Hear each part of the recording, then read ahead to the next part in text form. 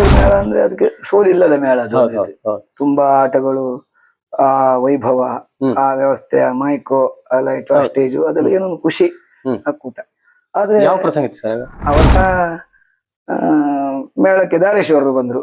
ಪೆರಡೂರಿಗೆ? ಹೌದು ಪೆರಡೂರು ಮೇಳಕ್ಕೆ ದಾರೇಶ್ವರ ಬಂದ್ರು, ಬ್ರಹ್ಮವ್ರು ಬಂದ್ರು. ಜನ್ಸಾಲಿ ಅವರು ಬೇರೆ ಮೇಳಕ್ಕೆ ಹೋಗ್ಲಿಲ್ಲ, ಪೆರಡೂರು ಮೇಳದಿಂದ ಬಿಟ್ಟಿದ್ರು. ಅವಾಗ ಒಂದು ವರ್ಷ ಇರ್ಲಿಲ್ಲ, ದಾರೇಶ್ವರ ಇದ್ರು. ಹಾಗೂ ಸಹ ನನಗೆ ಪುನಃ ಕೊನೆ ಡ್ಯೂಟಿ ಬಂತು. 1:30 ನಂತರ ಬೆಳವರೆಗೆ ನಂದೇ ಇದಾಗಿತ್ತು.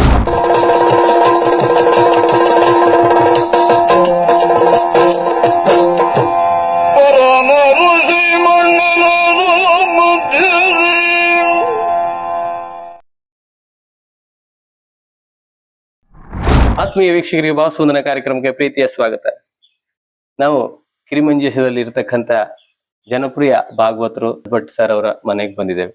ಅವ್ರ ಜೊತೆ ಮಾತುಕತೆಯನ್ನು ಆಡ್ತಿದ್ದೇವೆ. ಕಳೆದ ಕೆಲವು ಎಪಿಸೋಡ್ಗಳಲ್ಲಿ ನಿಮ್ಮ ಮುಂದೆ ಅವರ ಪರಿಚಯವನ್ನ ಮಾಡ್ತಾ ಬರ್ತಿದ್ದೇವೆ, ಅವರ ಸಾಧನೆ ಹಾದಿಯನ್ನ ನಿಮ್ಗೆ ತಿಳಿಸ್ತಾ ಬರ್ತಿದ್ದೇವೆ.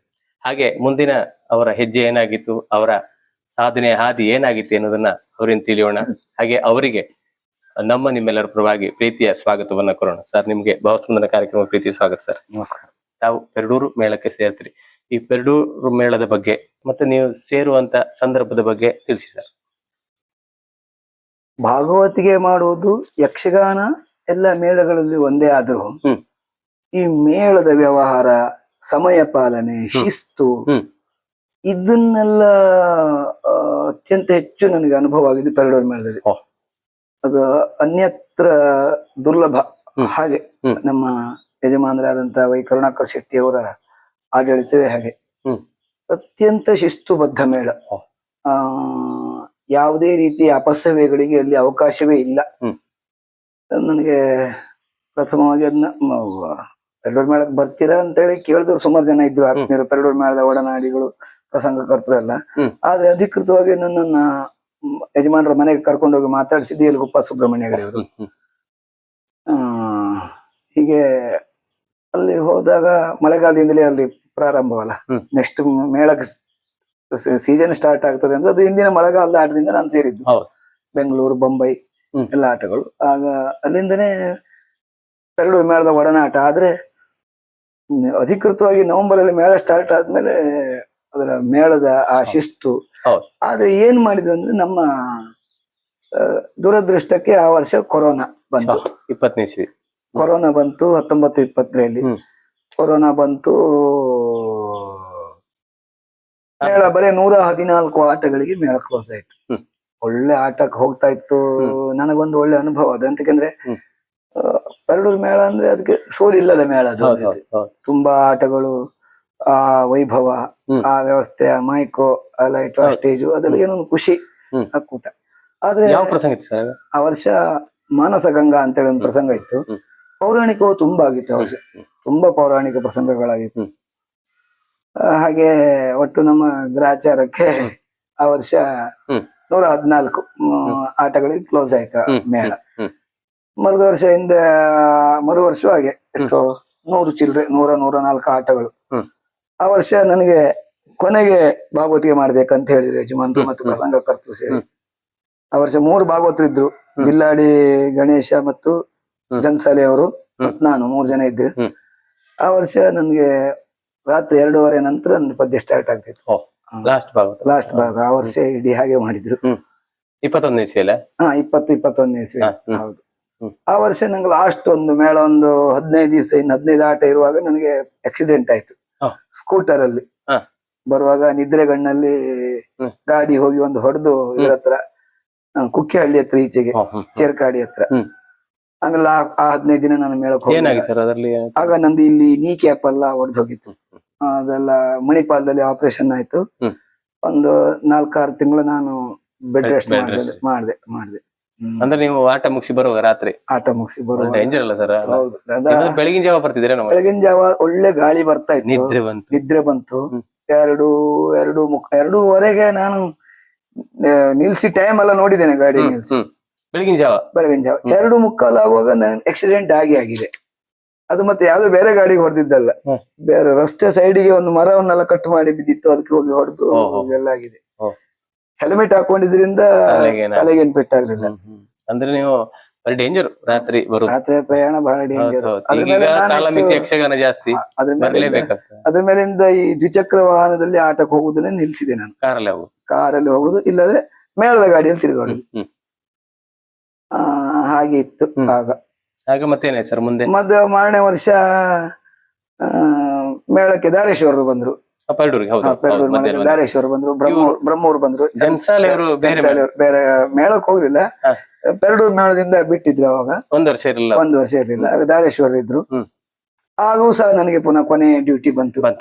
1:30 ನಂತರ ಬೆಳವರೆಗೆ ನಂದೇ ಇದಾಗಿತ್ತು. ಆಗ ಯಾವ ಪ್ರಸಂಗ ಆಗ್ತದೆ ಸರ್? ಆಗ ಕೃಷ್ಣ ಕಾದಂಬಿನಿ ಅಂತೇಳಿ ಅದು ತುಂಬಾ ಜನಪ್ರಿಯ ಆಗಿತ್ತು. ಆ ವರ್ಷ ಆ ಪ್ರಸಂಗ ಬಹಳ ಹಿಟ್ಟಾಗಿತ್ತು. ಆ ವರ್ಷ ಮತ್ತೆ ಜನವರಿ ಟೈಮಿಗೆ ಮತ್ತೆ ಕೊರೋನಾ ಜೋರು ಇದಾಯ್ತು, ಎಲ್ಲ ಹೋಗ್ಬಾರ್ದು ಅಂತೇಳಿ. ಆಗ ಪೆರಡೂರು ಒಂದೇ ಕ್ಷೇತ್ರದಲ್ಲಿ ನಮ್ದು ದಿನ ಆಟ, ಸಮಯ ಮಿತಿ ಆಟ. ಅಲ್ಲೇ ಬಂದ 17 ಆಟಗಳು ಪ್ರತಿನಿತ್ಯ ಒಂದೇ ಜಾಗದಲ್ಲಿ ಆಯ್ತು. ಅದು ಪೌರಾಣಿಕ ಪ್ರಸಂಗ. ಅದು ನಿಜವಾಗಿ ನನ್ಗೆ ಒಂದ್ ರೀತಿ ವೃತ್ತಿ ಜೀವನದಲ್ಲಿ ಮತ್ತು ಒಂದ್ ರೀತಿ ಒಂದು ಚೂರ್ ನಾನು ಹೈಕ್ ಆಗ್ಲಿಕ್ಕೆ ನಂಗೆ ಅದು ಕಾರಣ ಆಯ್ತು. 17 ಆಟಗಳು ಒಂದೇ ಜಾಗದಲ್ಲಿ, ಮತ್ತೆ ದಿನ ಪೌರಾಣಿಕ ಪ್ರಸಂಗ, ಕಿಕ್ಕಿರಿದ ಜನಸಂದಣಿ. ಆ ಕೊರೋನಾದಲ್ಲೂ ಅಷ್ಟು ಜನಸಂದಣಿ, ಮತ್ತೆ ಲೈವ್ ಬಿಡ್ತಾ ಇದ್ರು. ಆಟ ಒಂದಕ್ಕಿಂತ ಒಂದು ಆಟ ಅಷ್ಟು ಅತ್ಯಂತ ಅದ್ಭುತವಾಗ್ತಾ ಇತ್ತು ಆ ಟೈಮಿಗೆ. ಎಲ್ಲ ಪೌರಾಣಿಕ ಪ್ರಸಂಗ.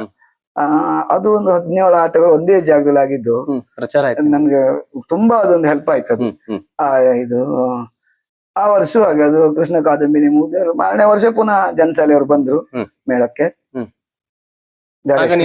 ಆಗ ನಾನಿದ್ದೆ. ನಾನು ಪೆರಡೂರು ಮೇಳ ಸೇರಿದ ಮೇಲೆ ಇನ್ನೂ ಬಿಡ್ಲಿಲ್ಲ. ಈಗಲೂ ಪೆರಡೂರು ಮೇಳದಲ್ಲೇ ಇದ್ದೇನೆ. ಈಗ ಪೆರಡೂರು ಮೇಳದಲ್ಲಿ ಇದ್ದೇನೆ. 7 ವರ್ಷ ತಿರುಗಾಟ ಮುಗೀತು ಪೆರಡೂರು ಮೇಳದಲ್ಲಿ. ಈಗ ಮೊನ್ನೆ ಆಯ್ತಲ್ಲ ಸರ್ ಪೆರಡೂರಲ್ಲಿ? ಹೌದು, ಮೇ 21ಕ್ಕೆ ಕೊನೆಯ ಸೇವೆ ಆಯ್ತು. ಹೌದು, ಹಾಗಲ್ಲ. ಮತ್ತೆ ಆ ನಂತರದ ಪ್ರಸಂಗಗಳು ಬಹಳಷ್ಟು ಅಲ್ಲ, ಎಲ್ಲ ವರ್ಷ ಪ್ರಸಂಗ. ಮತ್ತೆ ಈ ತಿರುಗಾಟ ಮೊನ್ನೆ ಮುಗಿದ ತಿರುಗಾಟ ಅಲ್ಲ, ಅದಕ್ಕೂ ಹಿಂದಿನ ತಿರುಗಾಟದಲ್ಲಿ ಪುನಃ ಮತ್ತೆ ನಂಗೆ ಆಕ್ಸಿಡೆಂಟ್ ಆಯ್ತು. ಮನೆಯಲ್ಲೇ ಕಾಲ್ ಸ್ಕಿಪ್ ಆಗಿ ಬಿದ್ದು ಪುನಃ ಇಲ್ಲಿ ಕಟ್ಟಾಯ್ತು. ಆಗ ಒಂದು 10-12 ದಿವಸ ನಾನು ಹೋಗ್ಲಿಲ್ಲ ಆಟಕ್ಕೆ. ಆಗ ಬಿಲ್ಲಾಡಿ ಗಣೇಶ ಬಂದ ನನ್ನ ಬದಲು.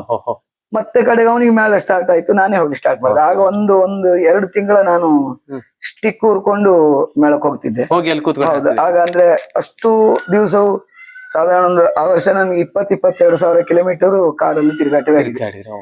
ಒಬ್ಬ ಮೇಳದಲ್ಲೇ ಇದ್ದ ಒಬ್ಬ ಹುಡುಗ, ಅವನ್ ಡ್ರೈವಿಂಗ್ ಇಟ್ಕೊಂಡು ದಿನ ಮನೆಗೆ ಬರುದು, ಎಲ್ಲಿ ಹೋಗುದಾದ್ರು.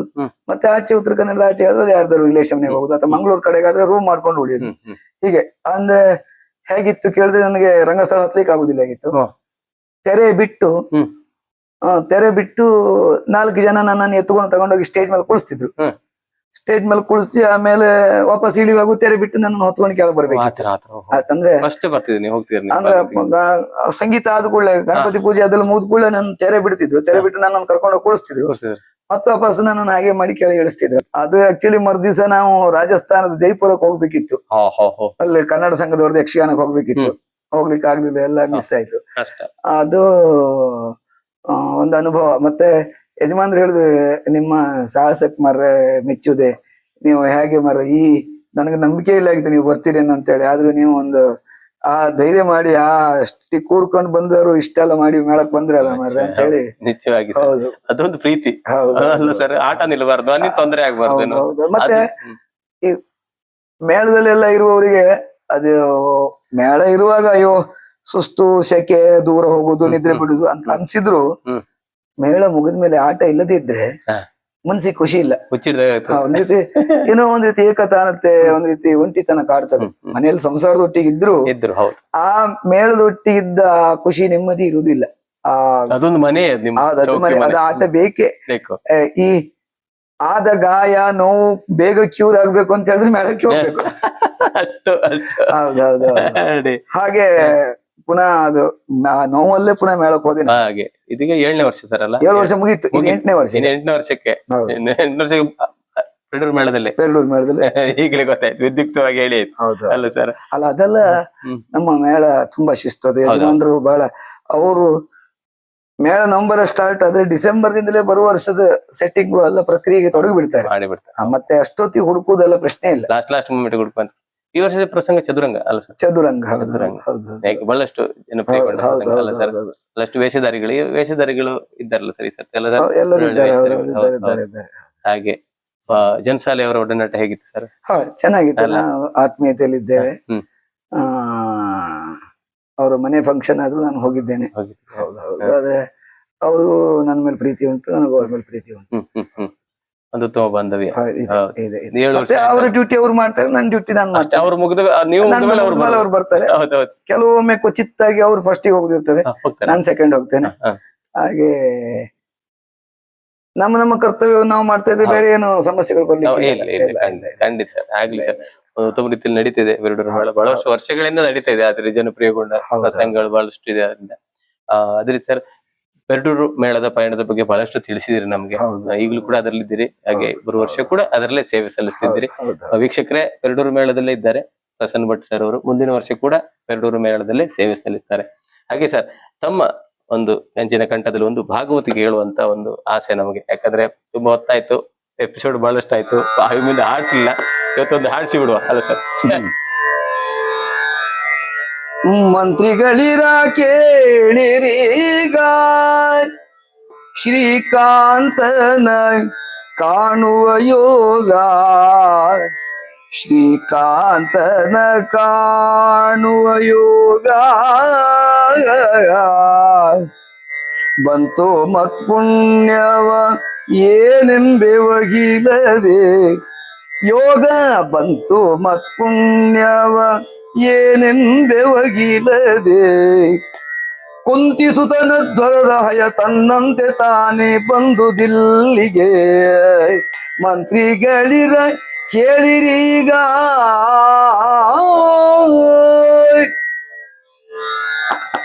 ಸೂಪರ್ ಸರ್, ಬಹಳ ಖುಷಿ ಆಯ್ತು ಕೇಳಿ. ನಾವು ಕೇಳಿದ್ದೇವೆ, ಯೂಟ್ಯೂಬ್ ಅಲ್ಲಿ ಕೇಳ್ತಾ ಇರ್ತೇವೆ, ಮತ್ತೆ ಕೆಲವು ಪ್ರಸಂಗದಲ್ಲಿ ನಿಮ್ಮನ್ನು ನೋಡಿದ್ದೇವೆ, ಕೇಳಿದ್ದೇವೆ. ಹಾಗೆ ಮತ್ತೆ ಒಂದು ನಿಮ್ಮ ಮನೆಗೆ ಬಂದು ನಿಮ್ಮೊಂದಿಗೆ ಮಾತಾಡುವಂತ ಸೌಭಾಗ್ಯ ಸರ್. ತಮ್ಮ ಮನೆಯಲ್ಲಿ ಯಾರೆಲ್ಲ ಇದ್ದೀರಿ ಸರ್? ನಾನು ಮತ್ತೆ ನನ್ನ ತಾಯಿ ಪಾರ್ವತಿ ಭಟ್ಟ ಹಾಗೂ ನನ್ನ ಶ್ರೀಮತಿ ರೇಖಾ ಭಟ್ಟ ಅಂತ ಹೇಳಿ ನಾವು 3 ಜನ ಇಲ್ಲಿ ಇರ್ತೇವೆ. 3 ಜನ. ಹೌದು. ಆಗ್ಲಿ ಸರ್, ಸುಖಿ ಸಂಸಾರ. ಮಗಳು, ದೊಡ್ಡ ಮಗಳು ಧಾರವಾಡದಲ್ಲಿ ಇಂಜಿನಿಯರಿಂಗ್ ಮಾಡ್ತಾ ಇದ್ದಾಳೆ. ಇನ್ನೊಬ್ಳು ಸೆಕೆಂಡ್ PUC, ಅವಳು ಸಿರ್ಸಿಯಲ್ಲಿ ಓದ್ತಾ ಇದ್ದಾಳೆ. ಅಲ್ಲಿ ಯಾರು ಸಿರ್ಸಿಲ್ ಮನೆ ಇದೆ? ಹೌದು, ರಿಲೇಷನ್ ಮನೆ ಇದ್ದಾಳೆ. ಆಗ್ಲಿ ಸರ್, ಅದೇ ರೀತಿ ಬಹಳ ಖುಷಿ ಆಯ್ತು ಪೆರಡೂರು ಮೇಳದ ಪಯಣ. ಅದೇ ರೀತಿ ಮುಖ್ಯವಾಗಿ ನನಗೆ ಖುಷಿ ಆಯ್ತು ಭಾಗವತಿ ಕೇಳಿ, ಬಹಳ ಖುಷಿ ಆಯ್ತು. ಹಾಗೆ ನಿಮಗೆ ಧನ್ಯವಾದಗಳು ಸರ್. ಮುಂದಿನ ಎಪಿಸೋಡ್ ಅಲ್ಲಿ ಮುಂದಿನ ಹಂತದ ಬಗ್ಗೆ, ಮುಂದಿನ ಹೆಜ್ಜೆಯ ಬಗ್ಗೆ ತಿಳಿಯೋಣ ಸರ್. ಈ ಎಪಿಸೋಡ್ ಇಲ್ಲಿಗೆ ನಿಲ್ಲಿಸೋಣ ಸರ್. ನಮ್ಮ ವೀಕ್ಷಕರ ಪರವಾಗಿ, ನಮ್ಮ ಪರವಾಗಿ ಧನ್ಯವಾದಗಳು. ನಮಸ್ಕಾರ. ಆತ್ಮೀಯ ವೀಕ್ಷಕರೇ, ಪ್ರಸನ್ನ ಭಟ್ ಸರ್ ಅವರ ಬೆರಡೂರು ಮೇಳದ ಪಯಣವನ್ನ ನಾವು ನಿಮಗೆ ತಿಳಿಸಿದ್ವಿ. ಹಾಗೆ ಮುಂದಿನ ಅವರ ಸಾಧನೆ ಹಾದಿ ಏನಾಗಿತ್ತು ಅನ್ನೋದನ್ನ ಮುಂದಿನ ಎಪಿಸೋಡ್ ನಿಮಗೆ ತಿಳಿಸ್ಲಿಕ್ಕಿದ್ದೇವೆ. ಹಾಗೆ ವೀಕ್ಷಿಸಿದ ತಮಗೆಲ್ಲರಿಗೂ ಮತ್ತೊಮ್ಮೆ ಪ್ರೀತಿಯ ಧನ್ಯವಾದ ತಿಳಿಸುತ್ತಾ ಮುಂದಿನ ಎಪಿಸೋಡ್ ಅಲ್ಲಿ ಮತ್ತೆ ನಿಮ್ಮ ಭೇಟಿ ಆಗ್ತೇವೆ. ನಮಸ್ಕಾರ.